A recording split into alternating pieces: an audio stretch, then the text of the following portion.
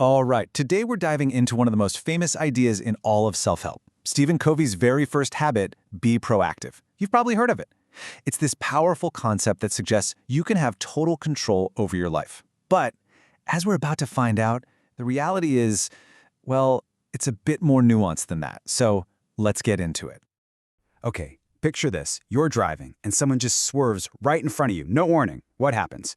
Your heart starts pounding, right? You grip the steering wheel, maybe you yell something. That immediate gut reaction, that's exactly what we're talking about today. Is that feeling totally automatic, or do we actually have a choice in that moment?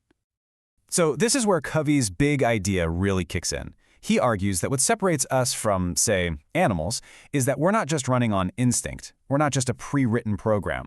We actually have the unique ability to be the programmer of our own lives. And this right here is where the magic happens. Look at that gap.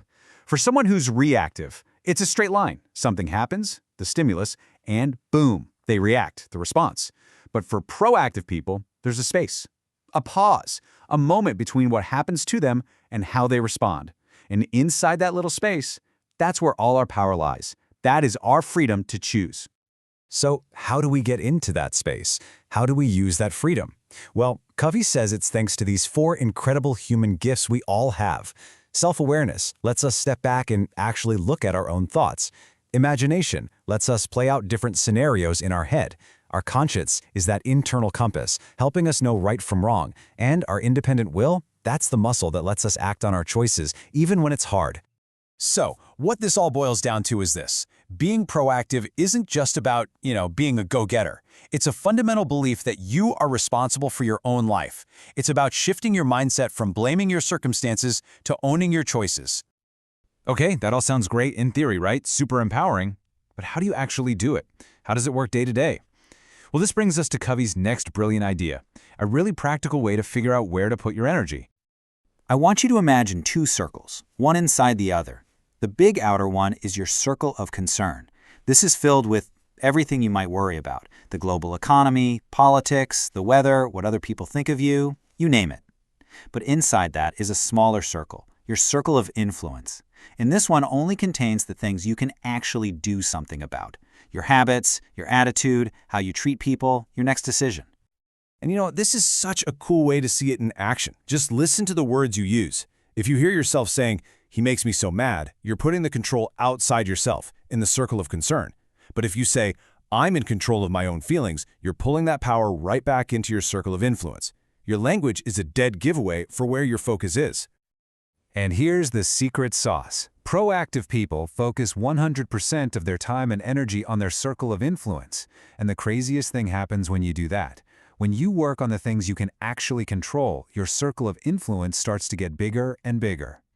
Now, this is a seriously powerful framework. It can be a total game changer, but is it always that simple? Is it the whole story?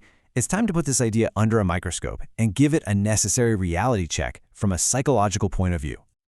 You see, Covey was heavily inspired by this incredible quote from Viktor Frankl, a psychiatrist who survived the Holocaust. Frankl believed that even in the most horrific circumstances, we had this one final freedom: to choose our attitude. It's the very foundation of being proactive. But, and this is a big but, what if that freedom isn't always something you can just access? And that really brings us to the core of the issue, doesn't it? Is that space between stimulus and response, that moment of choice, something that's equally available to every single person in every single moment, especially when someone's mind is really struggling? So here's the clash. On one hand, you have Covey's model, which assumes that space for choice is always there for the taking. But on the other hand, you have what modern psychology and neuroscience tell us, which is that things like trauma, severe depression, and anxiety can literally hijack the brain's response system.